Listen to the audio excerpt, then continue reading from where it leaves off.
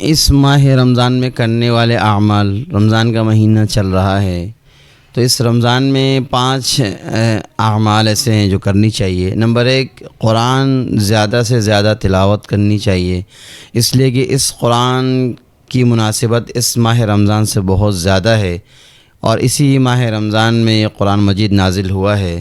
تو ہمارے بزرگوں کا، اللہ والوں کا، نیک لوگوں کا یہ معمول رہا ہے، آج تک معمول ہے کہ وہ 24 گھنٹے میں ایک قرآن ختم کرتے، کوئی 24 گھنٹے میں 2 قرآن ختم کرتے۔ اس طرح معمول تھا اور رہا ہے کہ رمضان المبارک کے مہینے میں زیادہ سے زیادہ سب سے افضل عبادت ہے قرآن کی تلاوت کرنا۔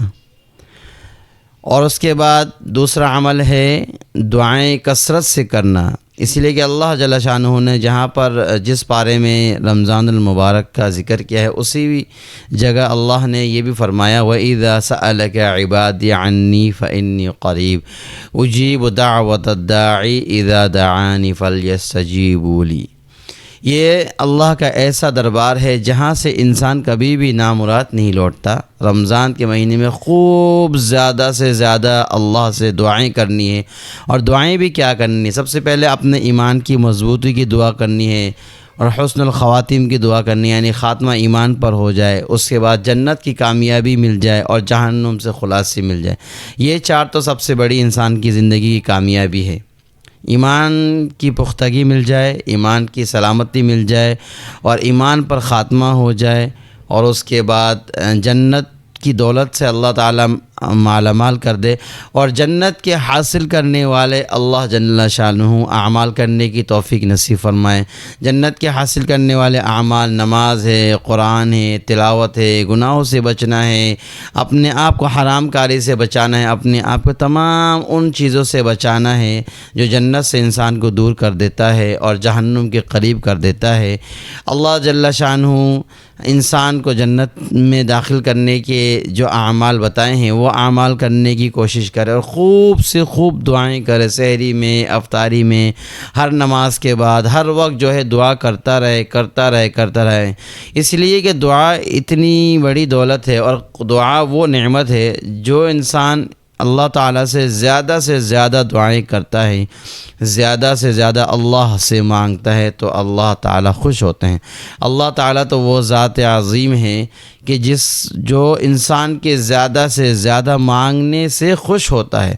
اور حدیث شریف میں آتا ہے کہ آپ صلی اللہ علیہ وسلم نے فرمایا کہ تمہارا جوتے کا تسمہ تک بھی ٹوٹ جائے تو وہ بھی اللہ سے مانگو، یعنی مطلب یہ ہے، اس حدیث کا مطلب یہ بنتا ہے کہ ہر چیز اللہ سے مانگو، دعائیں کرتے رہیں، مانگتے رہے، جنت میں داخل کرنے کی دعا کرے، اور جنت والی نعمت مل جائے، اور جہنم سے خلاصی کی دعا کرے، آگ سے اللہ جل شانہ بچا لے۔ نمبر 3 کیا ہے؟ صبر کرنا۔ ہم صبر کا مطلب یہ سمجھتے ہیں کہ میت پہ نہ رونا، کوئی گالی دے اس کو جواب نہ دینا، کوئی مارے تو اس کو جواب نہ دینا، کوئی برا بھلا کہے اس کو جواب نہ دینا۔ صبر کا خالی یہ مطلب نہیں ہے، صبر کا مطلب ہے شیطان اور نفس جس چیز کی طرف انسان کو آمادہ کرے اس سے اپنے آپ کو بچانا، یہ صبر ہے۔ اور یہ صبر کا مہینہ ہے، اس مہینے میں زیادہ سے زیادہ صبر کرنا ہے۔ دن میں روزہ ہے، کھانے کو دل کر رہا ہے، شیطان آمادہ کر رہا ہے، نفس آمادہ کر رہا ہے، اپنے آپ کو بچانا ہے۔ بد نظری کرنے کے لیے نفس آمادہ کر رہا ہے، اپنے آپ کو بچانا ہے۔ غیبت کرنے کے لیے نفس آمادہ کر رہا ہے، اپنے آپ کو بچانا ہے۔ برائی کرنے کے لیے نفس آمادہ کر رہا ہے، اپنے آپ کو بچانا ہے۔ گانا سننے کے لیے نفس آمادہ کر رہا ہے، مزہ آ رہا ہے، پر اپنے آپ کو بچانا ہے۔ یہی صبر کا معنی ہے۔ نماز پڑھنے کا دل نہیں چاہتا پر نماز پڑھنا ہے، یہی صبر کا مطلب ہے۔ نیکی کرنے کا دل نہیں کر رہا پر نیکی کرنی ہے، یہی صبر کا مطلب ہے۔ دعائیں کرنے کا دل نہیں چاہ رہا پر دعائیں کرنی ہے، یہی صبر کا مطلب ہے۔ صبر کا مطلب کیا ہے؟ جو چیز انسان کو دل نہیں کرتا کرنے کے لیے، اور جو چیزیں انسان کو اللہ کے قریب کر دے ان چیزوں کو کرنا، اور جن چیزوں کے اوپر نفس اور خواہشات آمادہ کرے ان چیزوں سے اپنے آپ کو بچانا، یہی صبر کا مطلب ہے۔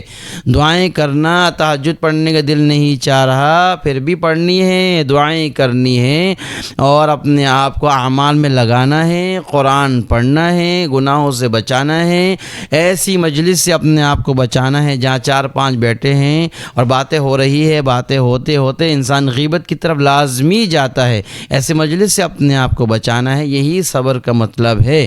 اور کیا ہے صبر؟ اپنے آپ کو ان چیزوں کے اوپر آمادہ کرنا اور برائیوں سے اپنے آپ کو بچانا، اسی کا مطلب ہے صبر کرنا۔ اور چوتھی چیز کیا ہے؟ غمخواری کرنا، یعنی کھانا نہیں کھانا پر دوسرے کا غم کھانا اور انسانیت کا غم کھانا۔ انسانیت میں مسلمان بھی داخل ہے اور غیر مسلم بھی داخل ہے، اور جاندار چیزوں میں جانور بھی داخل ہے، جانوروں کی غمخواری کرنا۔ اس کا مطلب زکوٰۃ دینا، زکوٰۃ تو مسلمانوں کو ہی دینا ہے، زکوٰۃ دے کے اپنے آپ کو آزاد سمجھنا نہیں، غمخواری کرنا، غریبوں کو ڈھونڈ کے ان کی مدد کرنا، کسی جاندار کی تکلیف کو دور کرنا، کسی جاندار کی پریشانی میں اس کے ساتھ بیٹھ کے اس کی پریشانی کو دور کرنا، اس کی پریشانی کو بانٹنا، یہ غمخواری کا مہینہ ہے۔ حدیث شریف میں آتا ہے ایک بدکار عورت، ایک فاحشہ عورت جنگل سے جا رہی تھی، پیاس لگی، پانی ادھر ادھر دیکھا، اس زمانے میں تو کنویں ہوتے تھے، تو دیکھا کہ کنواں ہے اس میں پانی ہے، اب پانی بہت نیچے ہے، اترنے کے بغیر جو ہے اس کو پانی مل نہیں سکتا، تو وہ کیا کرے، اتر کے پانی پیا اور پھر جو ہے 2 ہاتھوں سے پکڑ کے اوپر آ گئی، اور اوپر آ کے کیا دیکھتی ہے کہ ایک کتا اسی کے قریب بیٹھا ہے، سسک رہا ہے، سسکا رہا ہے، پیاسا اپنے آپ کو مٹی چاٹ رہا ہے، یعنی اس کو بہت زیادہ پیاس لگی ہے۔ تو وہ عورت فاحشہ عورت ہے، بد کردار عورت ہے، گنہگار عورت ہے، زانیہ عورت ہے، لیکن اللہ تعالیٰ نے اس کتے کی غمخواری کے اوپر اللہ نے اس کی مغفرت کر دی، اللہ نے اس کو نیک صالح بنا دیا، اللہ نے اس کو جنت میں داخل کر دیا۔ اس نے کیا کیا؟ اس کتے کو پانی پلانے کے لیے